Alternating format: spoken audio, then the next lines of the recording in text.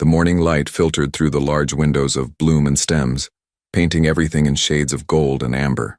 Lena Kowalska stood behind the wooden counter, her slender fingers working methodically as she trimmed the stems of white roses, each cut precise and careful.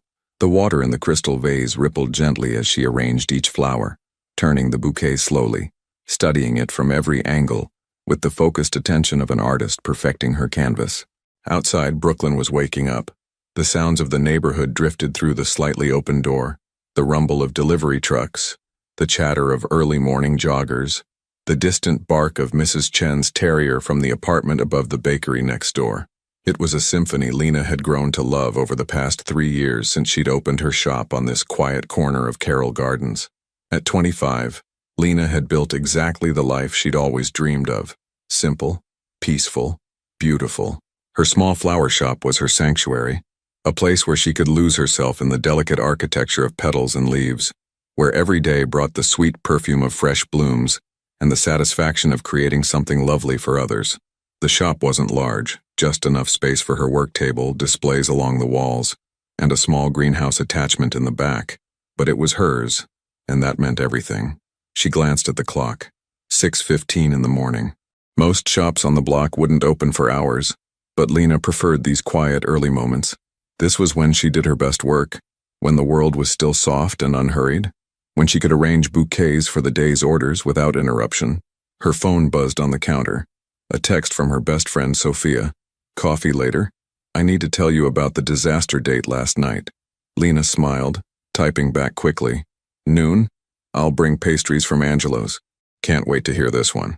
Sophia's dating adventures were legendary, and legendarily catastrophic. Last month it had been the guy who brought his mother to dinner. The month before, someone who spent 2 hours explaining cryptocurrency. Lena loved hearing these stories, grateful for her simple, drama-free existence. Romance had never been a priority for her. She had her flowers, her little apartment 3 blocks away, her Sunday dinners with the elderly Polish couple who lived downstairs and reminded her of her late grandmother. It was enough, more than enough. She moved to the back greenhouse, where morning glories climbed up wooden trellises and orchids bloomed in careful rows. The humidity here was thick and warm, wrapping around her like a blanket. She checked the soil moisture, made notes in her weathered journal about which plants needed attention, adjusted the temperature controls. Everything had to be perfect. Her flowers depended on her consistency, her care, her unwavering attention to their needs. That's when she heard it, a sound that didn't belong to the morning's gentle rhythm.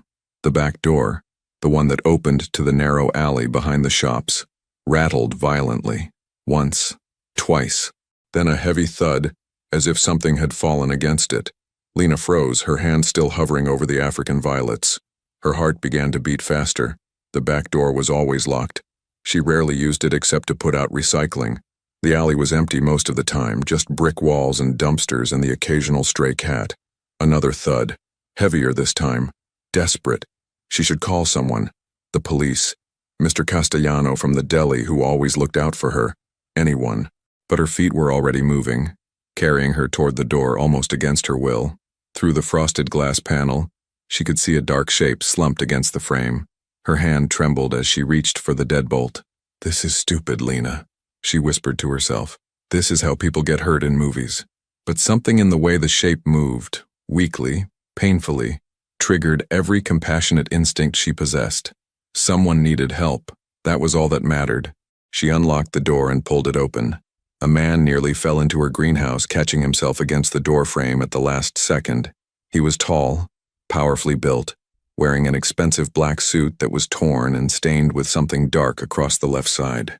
His dark hair was disheveled, falling across his forehead, and when he lifted his head to look at her, Lena felt her breath catch in her throat. His eyes were the darkest she'd ever seen, nearly black, set in a face that was striking despite, or perhaps because of, its hardness. Strong jaw, straight nose, lips pressed together in a tight line of pain. He looked to be in his mid-30s, and everything about him radiated power and danger, from his broad shoulders to the way he held himself even while clearly injured. "Please," he said, his voice rough and low. "I need—" His knees buckled and Lena reacted instinctively, stepping forward to catch him. He was heavy, solid muscle and bone, and she struggled under his weight as she helped him stagger into the greenhouse. Her logical mind was screaming at her to run, to scream, to do anything except what she was doing, but her hands were already guiding him to the wooden bench near her potting table, easing him down with surprising gentleness. "You're hurt," she said, the words coming out steadier than she felt. "What happened? Should I call an ambulance?" "No." The word came out sharp, almost harsh. He grabbed her wrist, not hard, but firmly enough to stop her from reaching for her phone. His hand was warm, his grip desperate. "No hospitals, no police, please." Lena should have been terrified. Every rational part of her brain was telling her this was dangerous, that this man was clearly in some kind of serious trouble. But when she looked into his eyes, she saw something beneath the hardness. Pain, yes, but also fear, and something else she couldn't quite name, a profound weariness that seemed to go deeper than any physical wound. "Let me see," she said quietly, gently pulling her wrist from his grip. He hesitated, then nodded slightly, leaning back against the greenhouse wall. Lena's hands shook as she carefully pulled aside his suit jacket. The white shirt beneath was soaked with blood on the left side, and when she lifted it, she saw a wound on his upper arm. Not deep, thank God, but bleeding steadily. It looked like something had grazed him, tearing through skin and muscle but missing anything vital. "I need to clean this," she said, her voice taking on the calm, focused tone she used when dealing with a crisis. Once, she'd helped her neighbor after a kitchen accident, applying pressure to a cut until the ambulance arrived. This wasn't so different, just a wound that needed cleaning. "I have a first aid kit, don't move." She grabbed the extensive medical supplies she kept for emergencies. Living alone, working with sharp tools, she'd learned to be prepared, and returned to find him watching her with those intense dark eyes. His gaze followed her every movement as she gathered clean towels, antiseptic, bandages. "This is going to hurt," she warned, soaking a cloth with antiseptic. "I've had worse." His voice was softer now, some of the edge gone. Lena carefully cleaned the wound, trying to ignore how intimate this felt. Her hands on his bare skin, his breath shallow and controlled as she worked. He barely flinched, which told her this wasn't his first time being injured. That thought should have frightened her more, but instead, she found herself curious. "What's your name?" she asked, focused on wrapping the bandage around his muscular arm. A pause. "Dante." "Dante," she repeated softly. "I'm Lena. I know."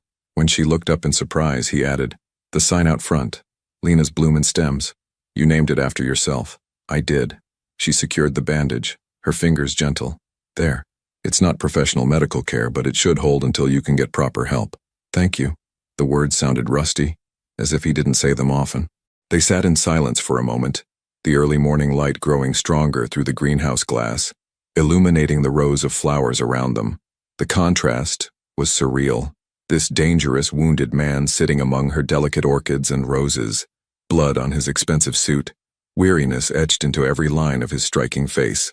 "You should go," Lena said finally, though part of her surprised herself by not wanting him to leave yet. "Whoever you're running from, they might come looking." Dante's jaw tightened.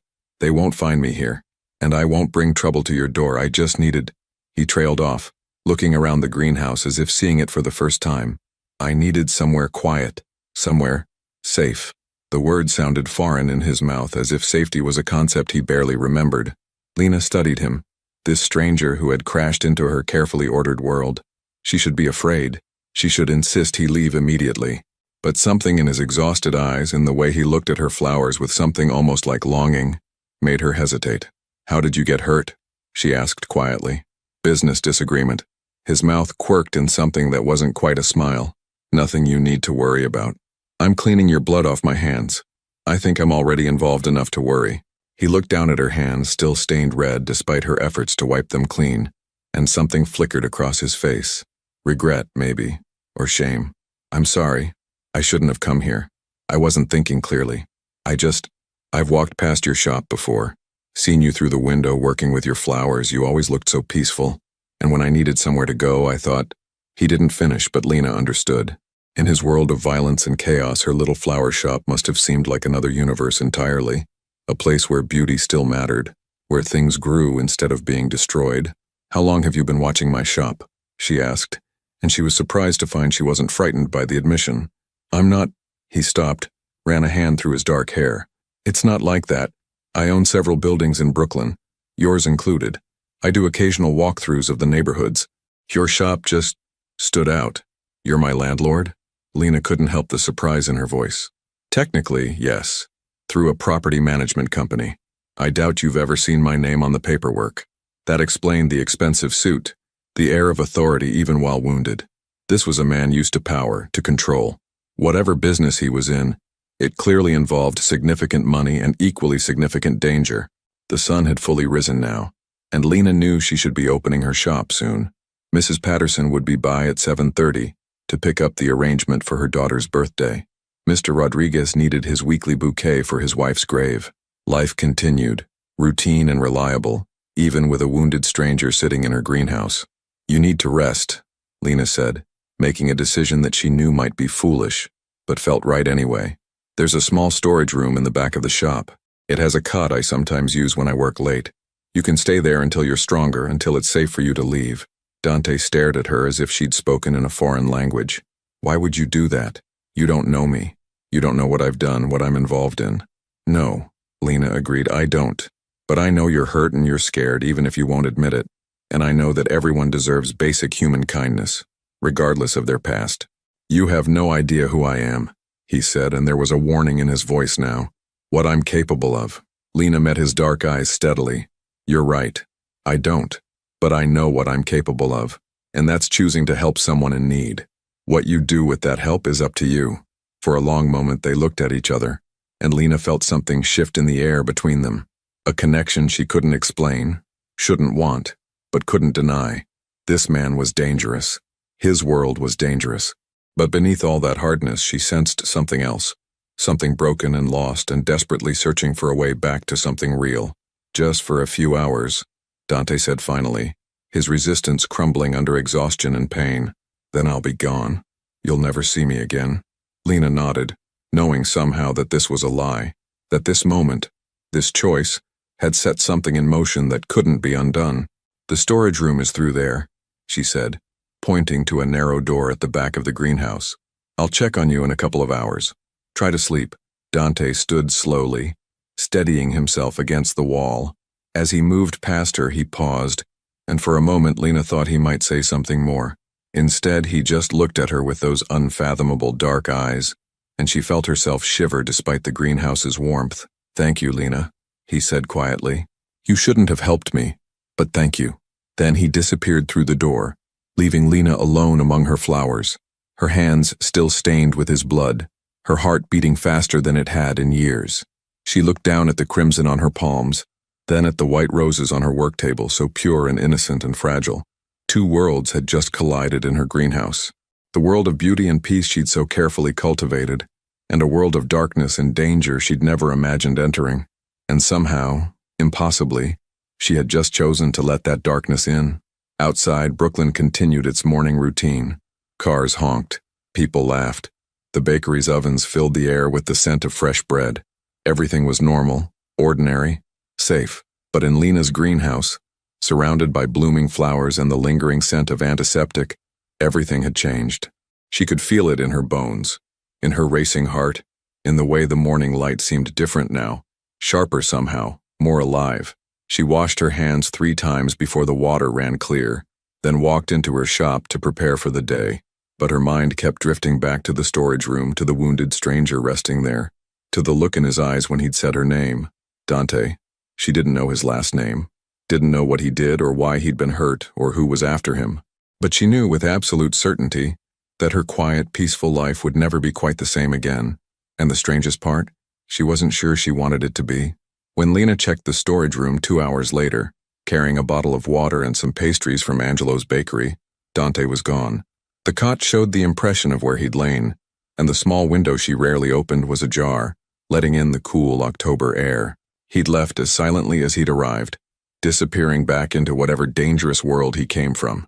She told herself she was relieved, that this was exactly what she'd wanted, for him to recover enough to leave, to take his danger and darkness with him, to let her return to her simple, uncomplicated life. But as she stood there holding the water bottle, looking at the empty cot, she felt something she hadn't expected. Disappointment. You're being ridiculous, Lena, she muttered to herself, closing the window and locking it securely. He was a stranger, a dangerous stranger. This is a good thing. But the feeling lingered as she returned to her work, arranging Mrs. Patterson's birthday bouquet with yellow roses and white lilies. Her hands moved through the familiar motions, but her mind kept drifting back to those dark eyes, to the way Dante had looked at her flowers with such unexpected longing, to the rough sound of his voice when he'd said her name.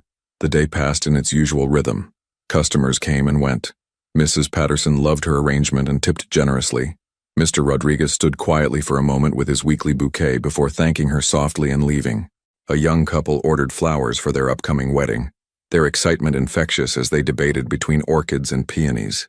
By the time Sophia arrived at noon, Lena had almost convinced herself that the morning had been some strange dream. "Okay, so picture this," Sophia said, bursting through the door with her characteristic energy, her curly dark hair bouncing as she moved. The guy shows up wearing a suit covered in cat hair. Not a little cat hair, Lena. Covered. Like he'd rolled around in a pet store. Lena couldn't help but laugh as she locked the door and flipped the "back in 30 minutes" sign. They sat at her work table, sharing pastries and coffee, while Sophia recounted her latest dating disaster with animated hand gestures and dramatic pauses.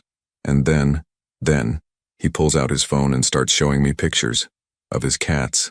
For 45 minutes, Lena. I now know the names, personalities, and dietary restrictions of 7 cats I will never meet. Maybe he was nervous? Lena suggested, biting into a chocolate croissant. He named one Chairman Meow. Chairman Meow. Sophia groaned, dropping her head onto the table. Why are all the good ones taken or crazy? Or taken and crazy? You'll find someone, Lena said reassuringly, patting her friend's shoulder. Someone who appreciates your energy and only has a reasonable number of cats. What's a reasonable number? Wait, don't answer that. 0. The answer is 0. Sophia lifted her head, studying Lena with suddenly sharp eyes. You look different. Something happened. Lena felt her cheeks warm. Nothing happened. I'm just tired. Early morning. Lena Kowalska, I've known you since freshman year of college. You're a terrible liar. Your left eye does this twitchy thing. Sophia leaned forward conspiratorially. Spill. Did someone finally ask you out? Please tell me it's not Marcus from the hardware store. He's sweet, but he has the personality of unsalted butter. No one asked me out, I just... Lena hesitated, then decided on a version of the truth. Someone came by this morning, early. They were hurt and needed help. Sophia's eyes widened. Hurt how? Like accident hurt or I need to call the police hurt? Accident, Lena said quickly. Just a cut. I cleaned it, bandaged it, they left, that's all. They, he or she? He. And... Sophia practically bounced in her seat. What did he look like? Was he cute? Did you get his number? Sophia, he was injured and clearly in trouble. I wasn't thinking about whether he was attractive. That was a lie. She definitely noticed how attractive he was, in a dangerous, forbidden sort of way. But was he though? Sophia pressed, grinning now. Lena threw a piece of croissant at her. You're impossible. I'm invested in your love life since you refused to be. Come on, give me something. Tall? Short? Young? Old? Tall, Lena admitted. Mid-30s maybe. Dark hair, dark eyes. And it doesn't matter because I'll never see him again. Something in her voice must have betrayed her feelings because Sophia's teasing smile softened into something more sympathetic. But you want to? Did she? Lena looked down at her hands, remembering how they'd shaken as she cleaned Dante's wound, how his skin had felt warm under her fingers, how his eyes had held hers with an intensity that had made her feel truly seen for the first time in years. I don't know what I want, she said honestly. It was just a strange morning. That's all. But it wasn't all. And as the days passed, Lena found herself thinking about Dante more than she should. She caught herself watching the back door, half expecting him to appear again. She wondered if his wound had healed properly, if he was safe, if he'd thought about her even once since he'd left. A week went by, then another.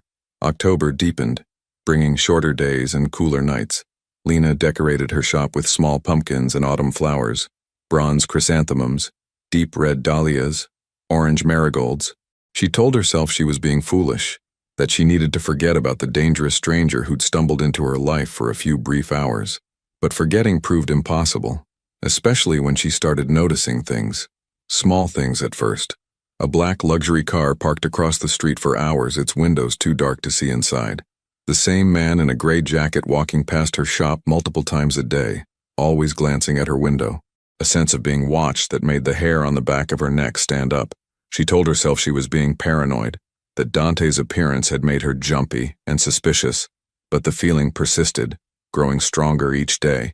Then, on a gray Tuesday morning 3 weeks after Dante had vanished from her storage room, he came back. Lena was creating a sympathy arrangement, white roses and lilies, simple and elegant, when the bell above her door chimed. She looked up, expecting Mrs.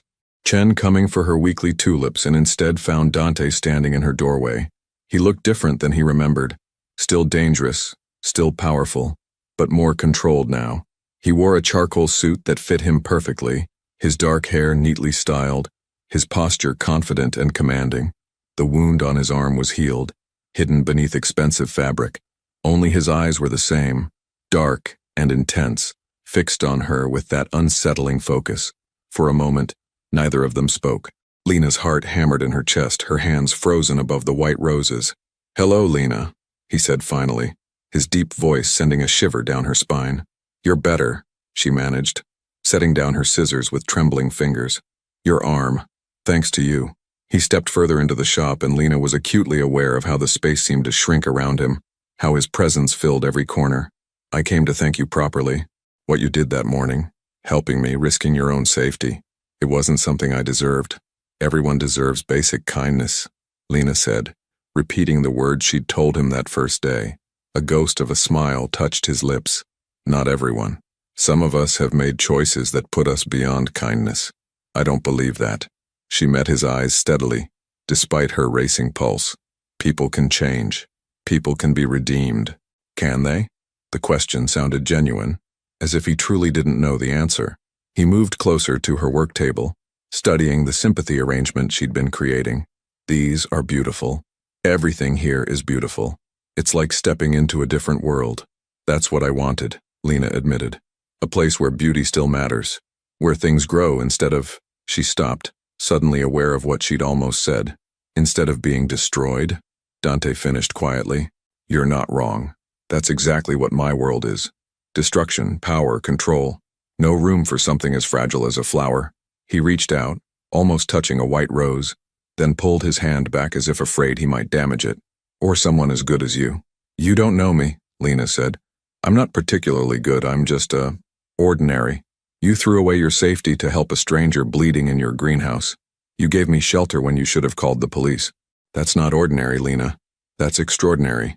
His eyes held hers, and she felt that same electric connection from 3 weeks ago, that sense of two worlds colliding. But it was also dangerous. "And I need you to understand something." He moved around the work table, close enough now that she could smell his cologne. Expensive, sophisticated, with notes of cedar and spice. Close enough that she had to tilt her head back to meet his eyes. "The people I deal with," he continued, his voice low and serious, "they don't follow the same rules as your world. They see kindness as weakness. They see connection as leverage. The fact that you helped me, that I came here, it puts you at risk. And I can't. I won't let that happen." "Is that why you stayed away for 3 weeks?"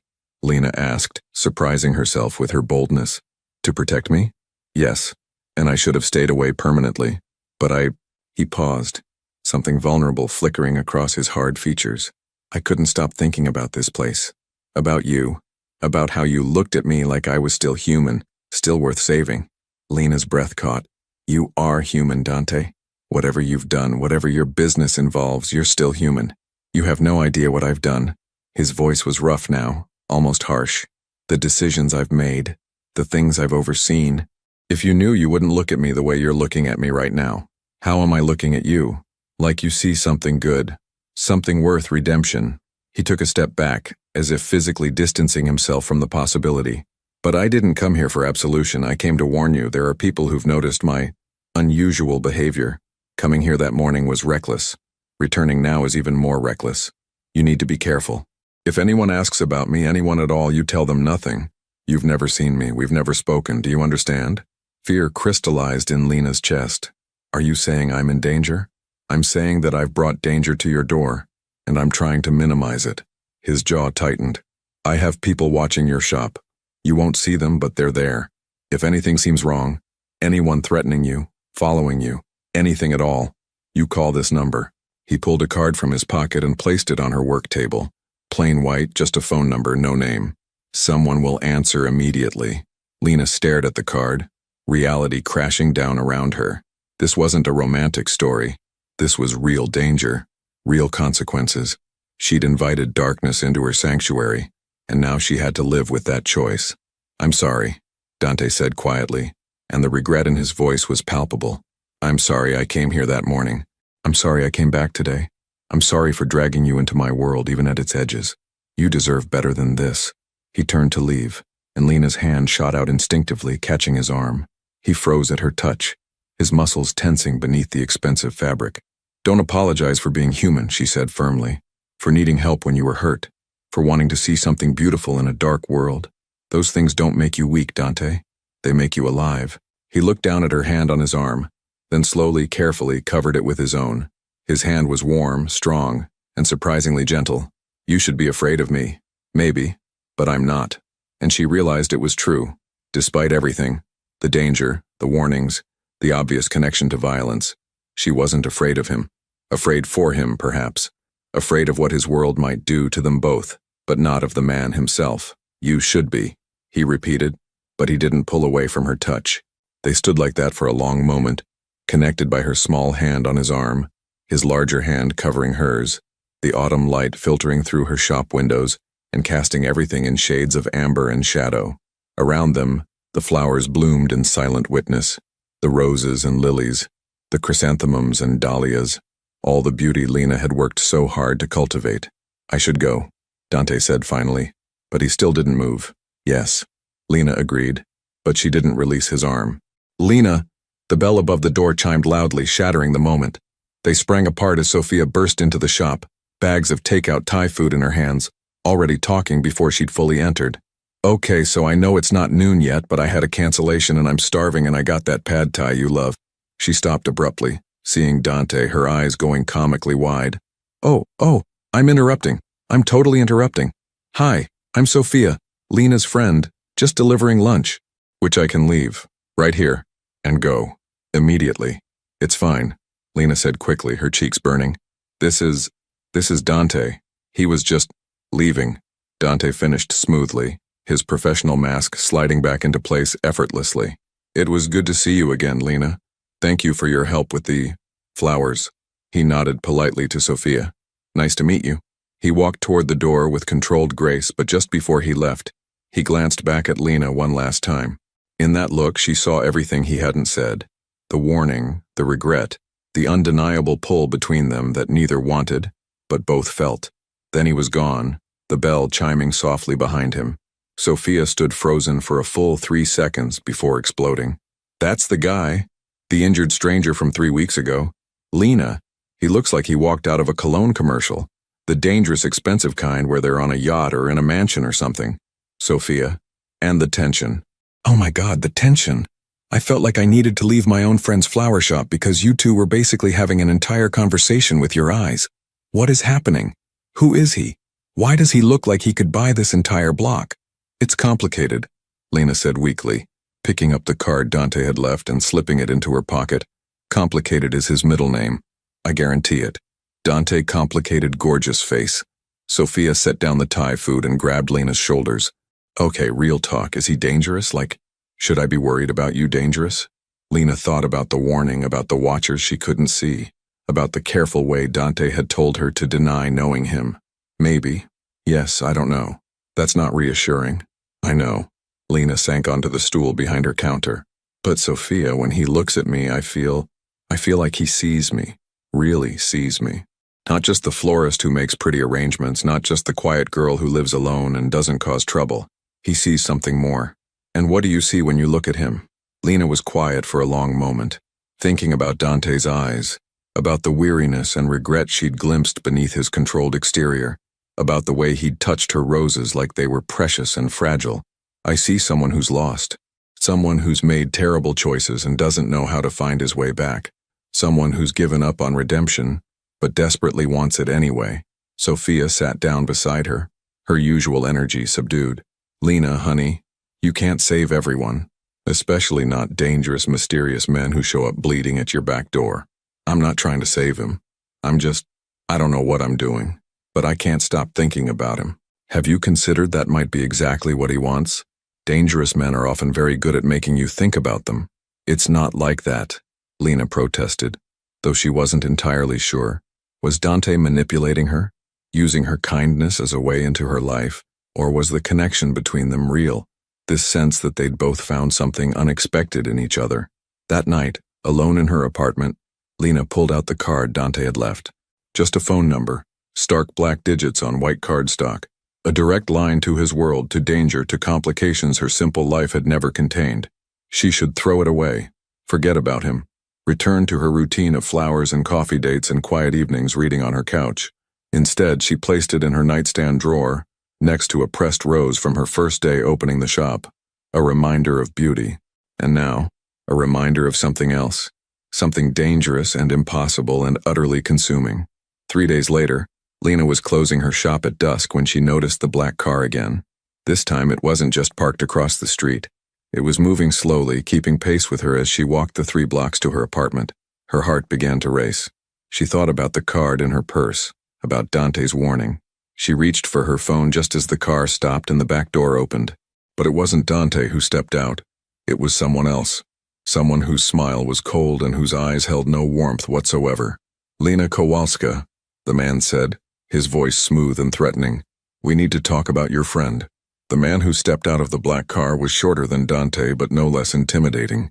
He wore a perfectly tailored navy suit, his graying hair slicked back, his face lined with the kind of hardness that came from years of violence barely concealed beneath a veneer of sophistication. 2 other men emerged from the car behind him, larger, younger, clearly there for intimidation rather than conversation. Lena's hand tightened around her phone in her purse, her finger hovering over the speed dial she'd programmed for Dante's number 3 days ago. She'd told herself she'd never use it. Now she was grateful she'd saved it. I don't know what you're talking about, Lena said, proud that her voice came out steadier than she felt. The street was quiet, too quiet for 6 o'clock on a Friday evening. She noticed now that the usual flow of people seemed conspicuously absent, as if they'd been cleared away somehow. Don't insult my intelligence, the man said, taking a step closer. He smiled, but it was the smile of a predator. Dante Moretti hasn't been seen in your charming little neighborhood for years. Suddenly he's here multiple times in a month. He visits your shop. He lingers. Very unusual behavior for a man who's usually so disciplined. The way he said Dante's full name sent a chill down Lena's spine. Dante Moretti. She hadn't known his last name until now, but something about it rang familiar, like something she should recognize but couldn't quite place. I run a flower shop, Lena said carefully. Many people visit. I don't keep track of everyone who comes in. Oh, but Dante isn't everyone, is he? The man circled her slowly, like a shark. Dante Moretti is one of the most powerful men in New York. He controls territories from Brooklyn to Manhattan. He makes decisions that affect thousands of lives. And yet, he spends his valuable time visiting a small flower shop in Carroll Gardens. Why do you think that is? Lena's mind raced. She thought about Dante's warning. Deny everything, tell them nothing. But she also understood the dangerous game being played here. These men knew Dante had been to her shop. Lying completely would be pointless. She needed to minimize, deflect, make herself seem insignificant. He's my landlord, she said, which was true. He was checking on the building. We spoke briefly about the lease, that's all. That's all? The man stopped in front of her, his cold eyes boring into hers. My sources tell me he was here for over an hour on Tuesday. That's quite a long lease discussion. He was interested in the shop, in how business was going. Lena forced herself to meet his gaze without flinching. Is there a law against a landlord caring about his tenants? One of the larger men snorted, but the gray-haired man held up a hand, silencing him. You're braver than you look, Miss Kowalska, or more foolish. I haven't decided which. He pulled out his phone, tapped the screen, then held it up to show her a photograph. Lena's blood went cold. It was a picture of her shop, taken through the window. In it, she and Dante stood close together, his hand covering hers on his arm, their faces inches apart. The intimacy of the moment captured perfectly. Still just a lease discussion? The man asked softly. Lena's throat went dry. There was no explaining away that photograph, no minimizing what it showed. She'd been caught in an obvious lie, and these men knew it. What do you want? She asked, abandoning pretense. Smart girl. I want you to deliver a message to Dante. Tell him that Vincent Calabrese sends his regards. Tell him that his recent distractions have been noticed. And tell him that everyone he cares about, no matter how insignificant they might seem, is vulnerable. Vincent's smile widened, showing too many teeth. Can you remember all that? I'll remember, Lena said, anger beginning to cut through her fear. But I'm not insignificant, and I'm not a pawn in whatever game you're playing. Oh, but that's exactly what you are. Vincent leaned in close enough that she could smell his expensive cologne, sharp and acrid. You're leverage. You're a weakness. And in our world, weaknesses get exploited. So here's what's going to happen. You're going to call Dante right now and tell him to meet you at your shop in 1 hour. Alone. And if I refuse? Then my associates will ensure you make the call anyway. And trust me, Miss Kowalska, you'd prefer to cooperate voluntarily. Lena's hand shook as she pulled out her phone. Every instinct screamed at her not to do this, not to lead Dante into a trap. But the two large men had moved closer, boxing her in, and she understood with crystal clarity that Vincent wasn't bluffing. She dialed Dante's number. It rang once before he answered. Lena. His voice was sharp with concern. Are you all right? Vincent held up a finger to his lips, a clear warning. Lena took a shaky breath. Dante, I need to see you. At the shop. In an hour. It's important. A pause. When Dante spoke again, his tone had changed. Harder. More controlled. What's wrong? Nothing's wrong, Vincent shook his head firmly. Lena swallowed. Please. I need you to come. Alone. Another pause, longer this time. Lena could practically hear Dante thinking, analyzing every word and inflection. I'll be there, he said finally. But Lena, if something's wrong. 1 hour, she interrupted, her voice breaking slightly. Please. She ended the call before he could say more. Vincent smiled approvingly and took the phone from her trembling hand. Excellent. Now, we're all going to take a little drive to your shop. You're going to open it up, turn on the lights, make everything look normal and inviting. And when Dante arrives, you're going to let him in. After that, you can leave. This is business between men. You're just the bait. The word hit Lena like a physical blow. Bait. She'd been reduced to bait, a lure to trap a dangerous man, and she'd just helped them do it. The drive back to her shop felt surreal. Vincent sat beside her in the back seat, casual and relaxed as if they were friends out for an evening ride. The two large men followed in a second car. As they pulled up to Bloom and Stems, Lena saw that the street was still eerily quiet, the neighboring businesses dark despite the early hour. You've cleared the block, she said dully. We're thorough, Vincent agreed. Now out you go. Remember, lights on, everything normal. Dante is a suspicious man.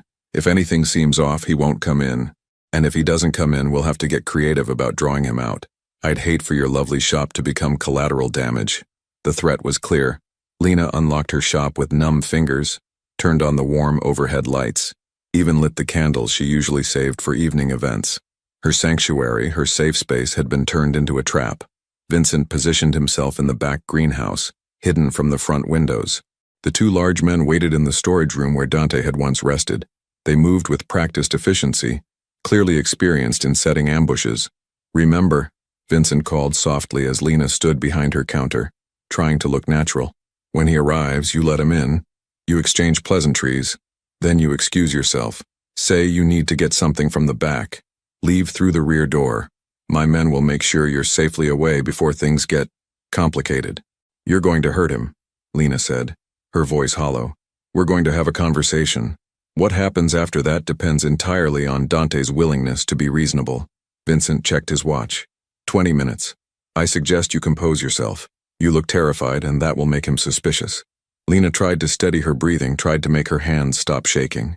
She arranged and rearranged roses on her work table, desperate for something to do with her trembling fingers. How had everything gone so wrong so quickly?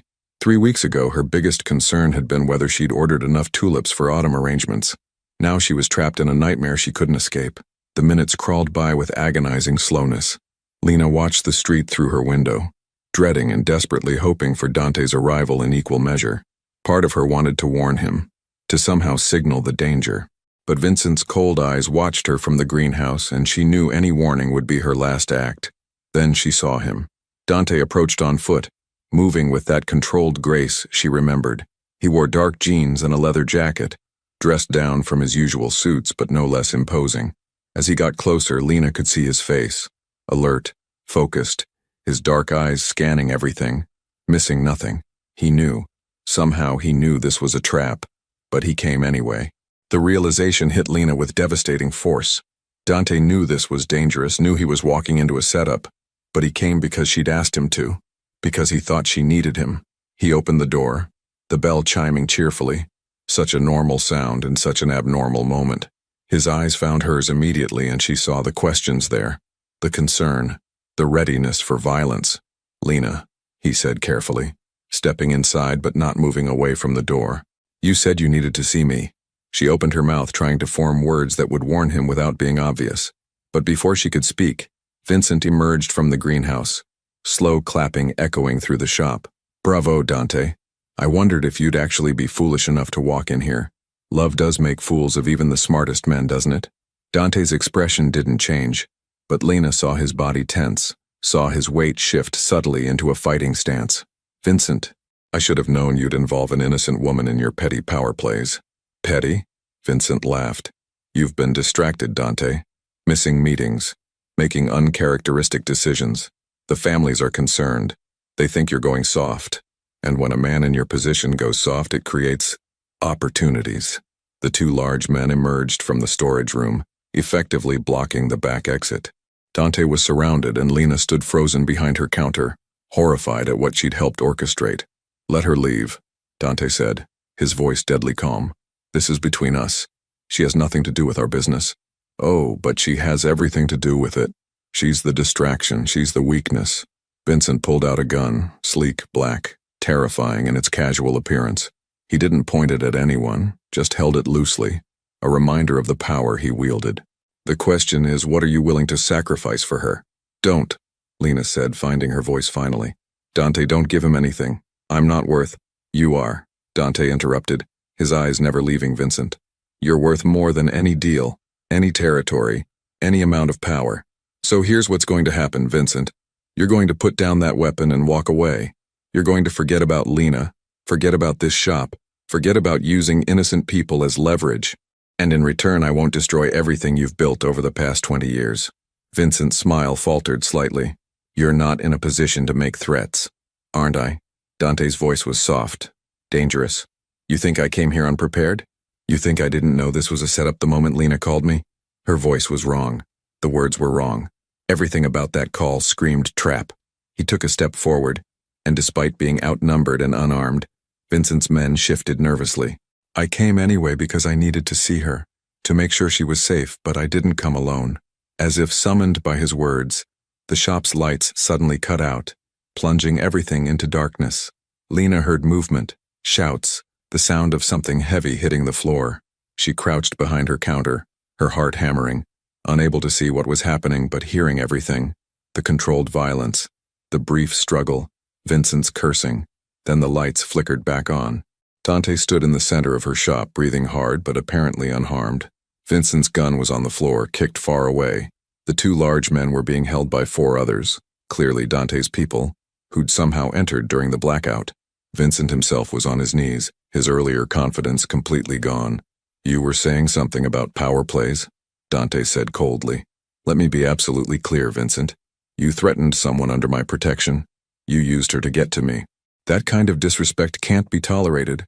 Not by the families, not by me, not by anyone." "Dante, please," Vincent started, but Dante cut him off with a sharp gesture. "You have 24 hours to leave New York. All your operations, all your assets, everything. You're out. If I see you or hear from you again, if you so much as think about Lena Kowalska or anyone else I care about, what happens next will make this look like mercy. Do you understand?" Vincent nodded frantically, his face pale. "I understand, I'm sorry, I didn't—" "Get him out of here," Dante said to his men, "and make sure the message gets to the other families. Anyone who thinks I've gone soft just learned otherwise." The shop emptied quickly. Vincent and his men hustled out into the night, Dante's people following to ensure compliance.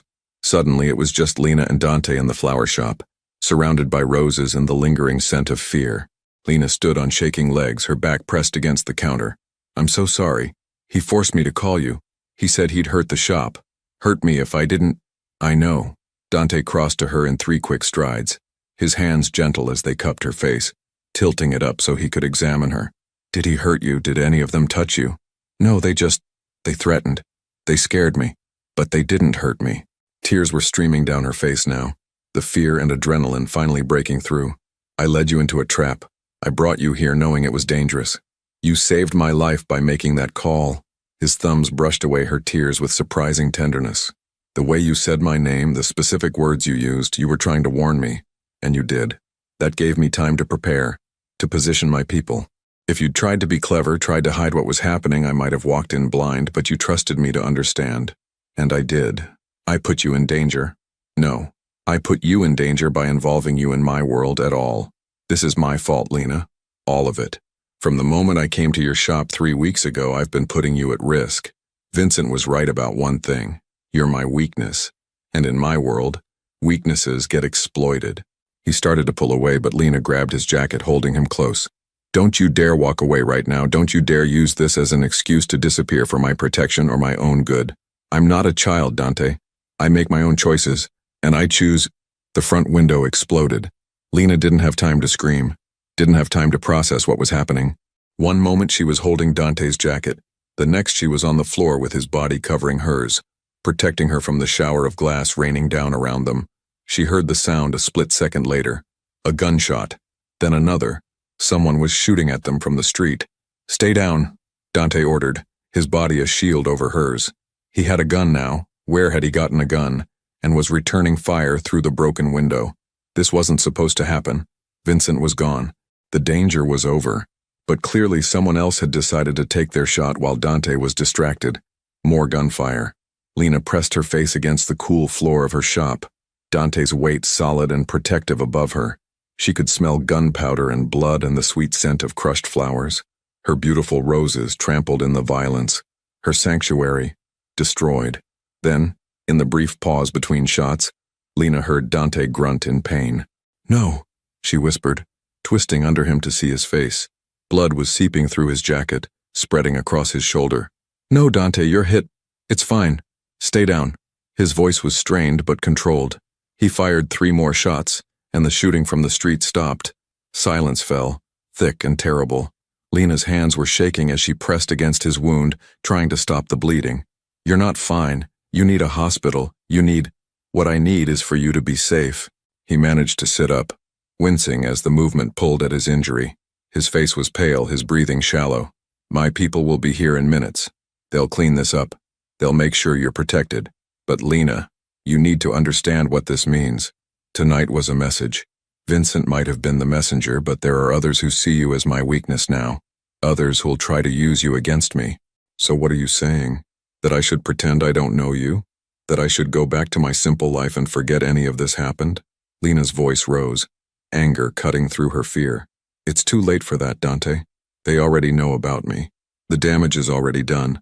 Running away now won't make me safer, it'll just make me alone and vulnerable. He stared at her, and in his dark eyes, she saw the war he was fighting with himself. The desire to protect her battling against the knowledge that she was right, that abandoning her now would leave her exposed. You should hate me, he said roughly. After tonight, after everything I've brought into your life, you should hate me. I should, Lena agreed. But I don't. And that's my choice to make, not yours. Outside she heard cars screeching to a stop, doors slamming, voices shouting. Dante's people had arrived, just as he'd said they would. But in the moment before they burst through the door, before the chaos of cleanup and questions and consequences descended, Lena and Dante looked at each other in the ruins of her flower shop, surrounded by broken glass and crushed petals, and the undeniable truth neither could ignore anymore.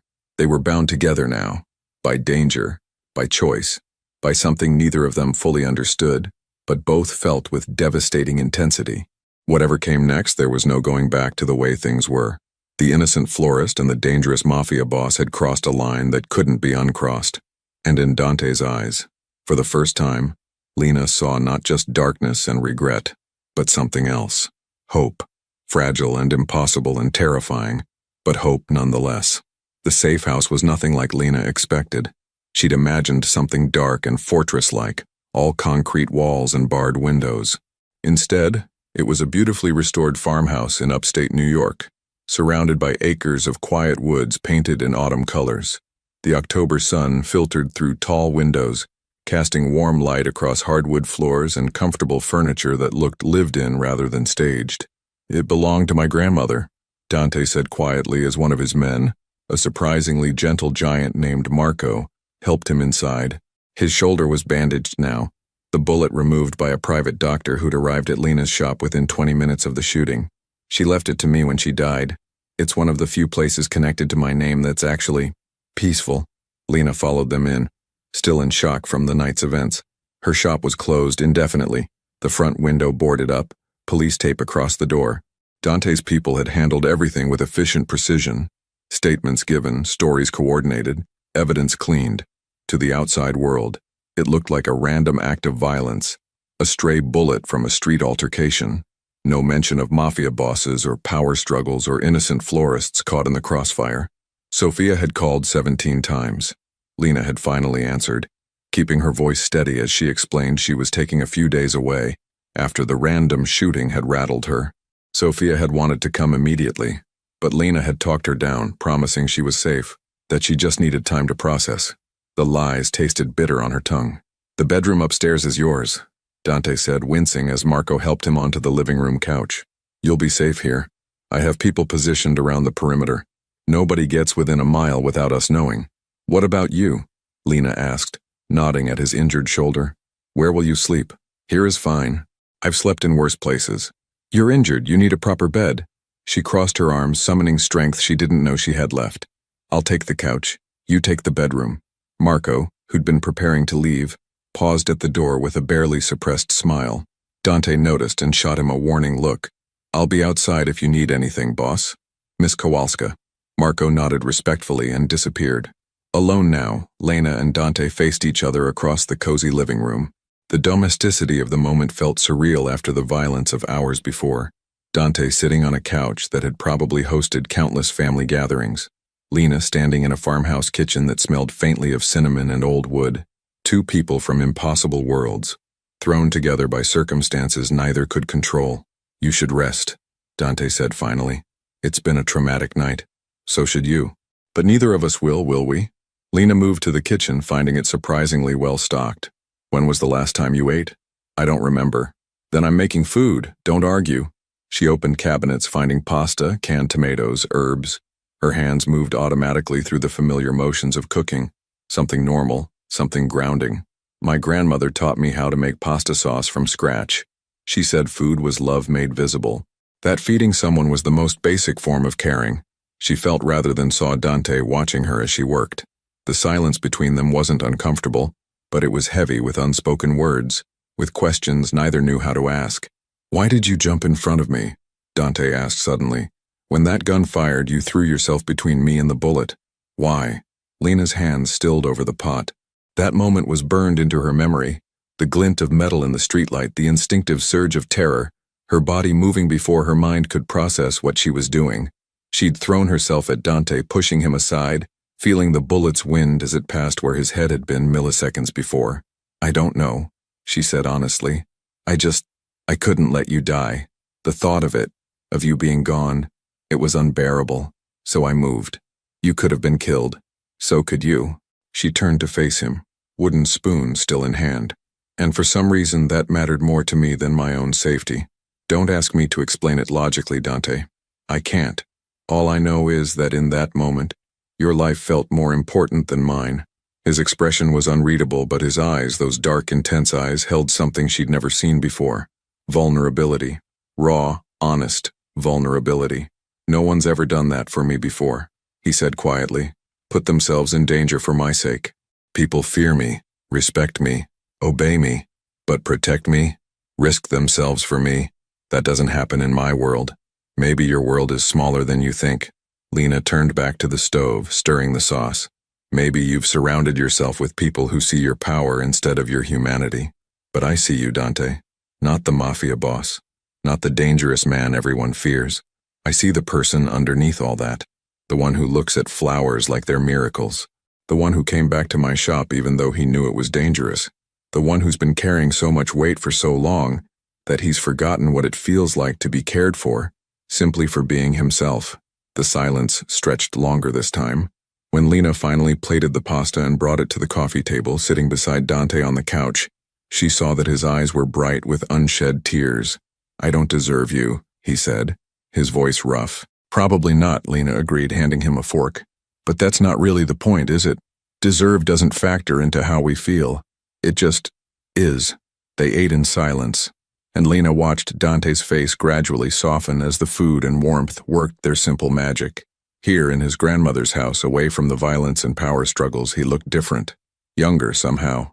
Less burdened. "Tell me about her," Lena said. "Your grandmother." Dante was quiet for a long moment, but then he began to speak.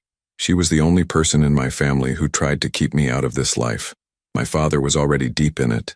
My uncles, my cousins. But Nonna Rosa, she wanted something different for me. She used to bring me here every summer, away from the city, away from the business. We'd work in her garden, cook together, sit on the porch at night and count stars." His voice grew softer, distant with memory. "She told me once that everyone has two paths in front of them. The path that's easy, that follows what everyone expects, and the path that's hard, that requires courage to walk alone. She begged me to choose the hard path, to break the cycle. But you didn't." "No. When I was 17, my father was killed, shot in the street like an animal, and I was so angry, so consumed with rage and grief, that I threw myself into the family business. I became everything Nonna Rosa feared I would become. She died 5 years later. I think of a broken heart, watching me destroy the person she'd tried so hard to save." He set down his fork, his food only half eaten. "She left me this house in her will, along with a letter that said she still believed in me, that it was never too late to choose the harder path. Do you still have the letter?" Dante nodded, standing slowly and moving to a bookshelf in the corner. He pulled down a worn wooden box and extracted a yellowed envelope, handling it with reverence. He didn't open it, just held it, his thumb tracing the faded ink of his name on the front. "I read it sometimes, when the weight of everything gets too heavy, when I forget why I'm doing any of this." He looked at Lena, and in his eyes she saw the war he'd been fighting with himself for years. She wrote that redemption isn't about erasing the past. It's about choosing differently in every moment moving forward. That even if I'd made terrible choices, I could still make better ones. That I could still become the man she believed I could be. Lena stood and crossed to him, taking the letter gently from his hands and setting it aside. Then she took his face in her hands, making him look at her. She was right. "It's not too late, Dante. It's never too late. You don't understand what I've done, the decisions I've made, the people I've—" He stopped, unable to finish. "You're right. I don't understand. But I understand this. Whatever you've done, whoever you've been, that's not who you have to be tomorrow, or the next day, or the next." She let her hands drop but held his gaze. "I see the man you could be, the one who's still in there, buried under years of violence and survival and doing what you thought you had to do. That man is worth saving, Dante, and he's worth fighting for." "Why?" The word was barely a whisper. "Why would you fight for me?" Lena opened her mouth to answer, then closed it. Because the truth was complicated and simple at the same time. Because despite everything, the danger, the violence, the impossible gulf between their worlds, she'd fallen for him, for the broken, searching man beneath the armor, for the vulnerability he showed only to her, for the way he looked at her roses like they were sacred, for the hope she saw flickering in his eyes even as he tried to extinguish it. "Because everyone deserves someone who sees them," she said finally, "really sees them. And I see you, Dante Moretti. I see who you are and who you could be, and I choose to believe in the second one." He pulled her against him then, carefully because of his injured shoulder, but firmly enough that she could feel his heart racing against hers. They stood like that in his grandmother's living room, surrounded by memories of a woman who'd believed in second chances, and Lena felt something shift between them, something deeper than attraction, more profound than circumstance. This was choice. Conscious, deliberate choice. Over the next 3 days, they fell into an unexpected rhythm. Dante's shoulder healed slowly. The bandages changed daily by Marco, who arrived each morning with supplies and updates from the city. The news wasn't good. Vincent had left town as ordered, but his departure had created a power vacuum. Other families were positioning themselves, testing boundaries, looking for weaknesses. "They're using my absence to make moves," Dante explained one evening, as they sat on the porch watching the sunset. "Every day I'm here, away from the city, they gain ground. So go back, Lena said, though the words hurt to say. Do what you need to do. And leave you here alone? Not a chance. His hand found hers on the porch railing, his fingers intertwining with hers. I have people handling things. It's fine. But Lena could see the tension in his shoulders, the way his jaw clenched when Marco delivered particularly troubling news. This peaceful interlude couldn't last forever. Eventually Dante would have to return to his world, to his responsibilities, to the violence and power that defined his existence. The question was, where did that leave her? On the fourth night, unable to sleep, Lena found Dante in the kitchen at 2 a.m, staring at an open laptop. The blue screen light made his face look haggard, older. You should be resting, she said softly. So should you. He closed the laptop, rubbing his eyes. Can't sleep? Too much thinking. She sat across from him at the kitchen table. Dante, we need to talk about what happens next. I know. He leaned back in his chair, looking at her with those dark, tired eyes. I've been trying to figure it out. How to keep you safe while still living the life I've built. And I can't see a way forward that doesn't end with you getting hurt. So what are you saying, that this us is impossible? I'm saying that loving you is the most selfish thing I've ever done. The words hung in the air between them, heavy with meaning. Because I know what my world does to people. I've seen it destroy families, corrupt good people, turn beauty into ash. And you're so good, Lena. So pure and kind and full of light. Bringing you into my darkness feels like a crime worse than anything I've ever committed. Stop deciding what's best for me, Lena said, her voice firm. I'm not a child or a flower that needs protecting from the elements. I'm a grown woman capable of making my own choices. And I choose you, Dante. I choose this, whatever this is, whatever it becomes. The danger, the complications, all of it. I choose you, even if it means giving up your simple life, your shop, your friends, your safety. My shop was already taken from me the moment Vincent walked into my life. My safety was compromised the second you stumbled through my back door. And my friends? She thought of Sophia, of the lies she'd had to tell. I'll find a way to maintain those relationships without putting them in danger. But I won't give up on you. On us. Not without fighting for it first. Dante stood abruptly, pacing to the window. His silhouette was dark against the night sky, shoulders tense with the weight of decisions he was trying to make. There might be a way, he said slowly. It's risky. It would mean giving up everything I've built. Walking away from the families, from the territories, from all of it. People have tried to leave before. Most end up dead. But some manage to negotiate their way out. Provide enough value, enough insurance that the families decide it's more profitable to let them go than to eliminate them. Lena's heart began to race. You'd do that? Leave everything? For you? Yes. He turned to face her, and in his expression she saw determination mixed with terror. I've spent 15 years building power in a world I never truly wanted to be part of. Nonna Rosa tried to show me another path, but I was too angry, too hurt to see it. Maybe it's not too late. Maybe I can still choose the harder path she talked about. It won't be easy. Nothing worth doing is. He crossed to her, kneeling beside her chair so their eyes were level. But I need you to understand what you're signing up for. If I do this, if I try to leave, there will be consequences. Negotiations that could turn violent. People who see betrayal where I see freedom. It could take months, maybe years. And through all of it, you'd be a target.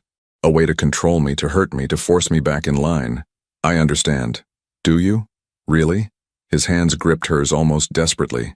Because once we start down this path, there's no going back. We'd have to leave New York. Start over somewhere new. New names, new lives, constantly looking over our shoulders. Your flower shop, your apartment, your entire life in Brooklyn. Gone. Can you live with that? Lena thought about Bloom and Stems, about the life she'd so carefully built. The early morning light through her windows, the scent of roses, the satisfaction of creating beauty for others. It had been everything she'd wanted, but that was before Dante, before she'd discovered that there was something more powerful than safety, more compelling than routine, before she'd felt truly seen by another person, truly connected, truly alive. I can live with that, she said. But can you? Can you really walk away from everything you've known? The power, the respect, the control? Dante smiled, and it was the first genuine smile she'd seen from him. Not the cold smiles of a man in control, but the warm smile of someone who'd finally found something worth more than power. I never wanted those things, he admitted. I wanted security. I wanted respect. I wanted to never feel as helpless as I did the night my father died. But power doesn't bring security, Lena. It brings paranoia. It brings isolation. It brings nights like the one when you threw yourself in front of a bullet meant for me. His voice cracked slightly. That moment, watching you risk everything for me, I realized something. Real security isn't about controlling others. It's about trusting someone enough to be vulnerable with them. And real power isn't dominating people. It's having the courage to choose love over fear. Tears streamed down Lena's face now, and she didn't bother wiping them away. So what do? I make the calls. I set up meetings with the right people. I offer them what they want. Assurances that I won't interfere with their operations. Information about competitors, financial incentives. Whatever it takes to buy our freedom. He stood, pulling her up with him. But I need you to promise me something. Anything. If this goes wrong, if the negotiations fail and things turn violent, you run. You take the new identity my people will create for you and you disappear. You don't look back. You don't try to save me. You just run and build a new life somewhere safe. Promise me. Dante. Promise me, Lena. I can face anything. Imprisonment, violence, even death, as long as I know you're safe. But I can't do this if I'm worried about you sacrificing yourself for me again. Promise. Lena wanted to refuse. Wanted to insist that they'd face everything together. But she saw the desperate sincerity in his eyes and understood that he needed this promise the way a drowning man needs air. I promise, she whispered. He kissed her then, soft and tender, and full of all the emotion they'd both been holding back. In that kiss was hope and fear and determination and love. Complicated, impossible, but undeniably real love. When they finally pulled apart, Dante rested his forehead against hers. My grandmother would have liked you. She would have said you were exactly the kind of person worth becoming better for. I would have liked her too, Lena said. Anyone who believed in second chances as much as she did must have been extraordinary. She was. Dante stepped back, his expression hardening with resolve. I'll start making calls tomorrow. Marco can set up meetings. It'll probably take a few weeks to arrange everything properly. Until then, we stay here, hidden, safe. Just the two of us in Nonna Rosa's house. Planning a future that shouldn't be possible, but maybe, just maybe, is. That night, they slept in separate rooms as they had every night since arriving at the safe house. But something fundamental had changed. They'd made their choice. Dante would try to leave his violent world behind. Lena would walk away from the simple life she'd built. Together they'd forge something new, something that blended his hard-won wisdom with her gentle strength, his determination with her hope. It was terrifying and impossible, and fraught with danger. But watching the sunrise the next morning from the porch, Dante's hand warm in hers, Lena felt something she hadn't expected. Peace. Not the absence of danger, not the security of routine, but the deep, profound peace that came from choosing love even when it was hard, even when it was scary, even when it required everything you had. Dante began making his calls that afternoon, speaking in low voices with people whose names Lena didn't know. She heard fragments. Negotiations, territories, assurances, deals, the language of a world she was still learning to understand. But she also heard something else in Dante's voice, something that hadn't been there before. Freedom. The freedom that came from finally choosing differently, from walking the harder path his grandmother had always believed he could walk, from blooming in the ashes of who he'd been, and becoming who he was meant to be. The meeting was set for a cold November evening in a warehouse on the edge of Manhattan. Neutral territory, witnessed by representatives from 3 families. Dante had spent weeks preparing, gathering leverage, making promises, offering assurances. Everything hinged on this single conversation. Lena waited at the safe house, pacing the living room floor as Marco stood guard by the door. Dante had left at sunset, his expression calm but his eyes betraying the tension he felt. He'd kissed her goodbye like it might be the last time, holding her close and whispering, "Remember your promise." She'd nodded, unable to speak past the lump in her throat. Now, 3 hours later, her phone finally rang. "It's done." Dante's voice came through, rough with exhaustion and something else. Relief. They agreed. "I'm out." Lena's knees buckled and she sank onto the couch. "Really? Just like that?" "Not just like that. It cost me everything I had. Properties, investments, connections. I gave them enough information and assets to make letting me go more valuable than killing me. But yes, I'm free. We're free. When will you be back? 2 hours. Pack light. We leave tonight. The next months blurred together in a sequence of motels, temporary apartments, and careful movements. Dante's people provided them with new identities. Lena became Elena Morrison. Dante became Daniel Morris. Simple names for a simple life. They finally settled in a small coastal town in Oregon, about as far from New York as they could get while staying in the country. The town was quiet, unassuming, the kind of place where people minded their own business, and newcomers were welcomed with cautious friendliness.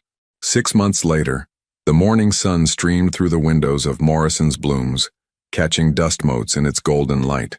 Lena, Elena now, though she was still getting used to it, stood behind the counter of her new shop, smaller than Bloom and Stems, but no less loved. The scent of fresh roses filled the air, mixed with the salt breeze from the ocean 2 blocks away. The bell above the door chimed, and Dante walked in carrying 2 coffee cups and a bag from the bakery down the street. He wore jeans and a simple gray sweater, his hair slightly longer than it had been in New York, his face more relaxed than she'd ever seen it. "Mrs. Patterson called," he said, setting down the coffee. "Wants a bouquet for her granddaughter's birthday. I told her we'd have it ready by noon." Lena smiled at the coincidence of the name, though this Mrs. Patterson was different, a retired teacher who'd welcomed them warmly when they'd opened the shop 2 months ago. "Yellow roses and white lilies?" She said, "Surprise her. Apparently she trusts our judgment now." Dante moved behind the counter, standing close enough that their shoulders touched. "Never thought I'd be taking flower orders, but I'm getting good at it." He was. In the month since leaving New York, Dante had transformed. The hard edges had softened. The constant vigilance had eased into simple awareness. He smiled more, laughed occasionally, slept through the night without nightmares. Working with flowers, creating beauty instead of managing violence, had begun healing something broken inside him. They still looked over their shoulders sometimes, still stayed alert for threats that might never come. The families had honored their agreement, but trust was earned slowly in their former world. For now, though, they were safe, free, building something real together. "I'll start on the arrangement," Lena said, gathering yellow roses from the cooler. "Can you help Mrs. Chen when she comes in for her tulips? The one who always tries to set me up with her granddaughter?" Dante grinned. "Despite the wedding ring I pointedly wear." Lena glanced at the simple gold band on her left hand, matching the one Dante wore. They'd married quietly a month ago, just the 2 of them and a justice of the peace, but it had meant everything. A promise, a commitment, a choice to build this new life together. "Tell her your wife is the jealous type," Lena suggested playfully. "My wife is perfect," Dante corrected, leaning down to kiss her softly. "And I remind Mrs. Chen of that every single time." The day passed in gentle rhythm. Customers came and went, arrangements were created, coffee was consumed. Dante proved surprisingly good with elderly customers, his natural authority translating into a reassuring presence that put people at ease. Lena watched him help a widower choose flowers for his wife's grave, his voice gentle and patient, and felt her heart swell with love. This was what redemption looked like. Not dramatic, not flashy, just quiet, consistent choices to be better, to do better, to create rather than destroy. As they closed the shop that evening, Dante pulled her close, both of them standing among the remaining flowers, roses and lilies, chrysanthemums and tulips, all the beauty they'd cultivated together. "Do you miss it?" he asked quietly. "Your old life, Brooklyn, your friends." Lena had stayed in touch with Sophia through carefully anonymous messages, enough to let her friend know she was safe and happy without revealing where. It hurt, maintaining that distance, but it was necessary. "Sometimes," she admitted, "I miss Sophia. I miss certain customers. I miss the familiarity of it all." She turned in his arms to face him. "But I don't regret this. Any of it. Do you?" "Never." He touched the scar on her shoulder where she'd been grazed by flying glass that terrible night. "You jumped in front of death for me. You chose me when you should have run. You believed I could be better when I'd stopped believing it myself. How could I regret anything that brought us here?" Through the shop window they could see the street darkening, shops closing, the small town settling into evening quiet. It was ordinary, simple, safe. Everything Lena had wanted in her old life, but richer now, deeper, because it had been chosen rather than defaulted to, because she shared it with someone who understood the cost of this peace. "Your grandmother would be proud," Lena said softly. I hope so. Dante's voice was thick with emotion. I finally chose the harder path. It took me 20 years and meeting you to find the courage, but I chose it. And Lena, he cupped her face gently. I'd choose it again. Every single time. You're worth every sacrifice, every risk, every moment of fear. You're worth everything. They kissed as the last light faded from the sky, surrounded by flowers and the life they'd built from ashes. Outside, the world continued, dangerous and complicated and full of uncertainty. But here in their small shop in a quiet town, they'd found something rare, not perfection, not safety from all harm, but something more precious. The freedom to grow, to bloom, to become who they were meant to be. Together, a florist who'd seen darkness and chose light anyway. A man who'd lived in shadows and finally stepped into the sun. Two unlikely souls who'd found each other in impossible circumstances and refused to let go. The scars remained, on Lena's shoulder, on Dante's arm, in memories they'd carry forever. But scars were proof of survival, proof that they'd faced the worst and chosen to keep living anyway, chosen to keep loving anyway. As they locked up the shop and walked home through the quiet streets hand in hand, Lena thought about that first morning when Dante had crashed into her greenhouse, wounded and desperate. She'd made a choice that day, to help instead of fear, to see humanity instead of danger. That choice had changed everything, had cost her the life she'd known, had given her a life she'd never imagined.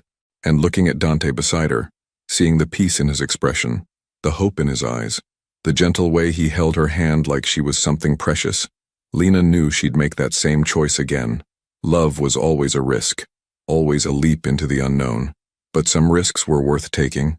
Some leaps led to solid ground, where flowers could grow, where darkness could transform into light, where two broken people could become whole. Together, Morrison's blooms had expanded, a greenhouse in back now, where Lena grew specialty orchids. Dante had taken classes in horticulture, his natural intelligence finding new outlet in understanding soil composition and growing cycles. They employed 2 part-time workers and had become fixtures in the community. Some nights Dante still woke from nightmares about his old life. Some days, Lena still felt the ghost of fear from that terrible evening. But those moments grew rarer as time passed, replaced by ordinary joys. Morning coffee, shared laughter, the satisfaction of a perfectly arranged bouquet. They'd learned that redemption wasn't a destination but a journey, that becoming better was a daily choice made in small moments and quiet decisions. That love wasn't about perfection, but about choosing each other again and again through every difficulty. And in their small shop by the ocean, surrounded by blooming flowers and the life they'd fought so hard to build, they chose each other still, every single day.